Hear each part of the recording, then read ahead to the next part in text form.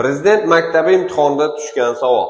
Sinfdagi 10 ta o'quvchidan 6 ta qiz bolaning o'rtacha bo'yi 150 cm va 4 ta o'g'il bolaning o'rtacha bo'yi 140 cm.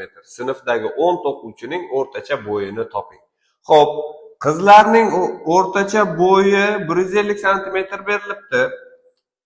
Shuni qizlar soniga ko'paytirsam, qizlarning o'zining bo'ylari yig'indisi kelib chiqadi. Ya'ni 150 ko'paygan 6. Bu esa 900 cm ni tashkil qiladi. Endi yigitlarning o'zini bo'ylari yig'indisini topmoqchi bo'lsam, 140 cm, ya'ni o'rtacha bo'yi va 4 ta yigitlar soni ko'paytiradigan bo'lsam, 560 cm ni tashkil qiladi.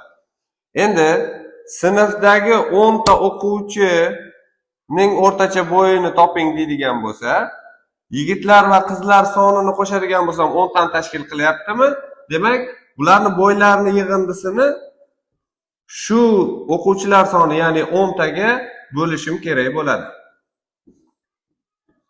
Endi 900 ga 560 ni qo'shadigan bo'lsam 1460 va uni 10 ga bo'ladigan bo'lsam 146 cm ni tashkil qiladi. 146 esa bizda C javobda turibdi. Shunga o'xshagan yanada qiziqarli masalalarni ko'rishni xohlasangiz, bizni kuzatishda davom eting.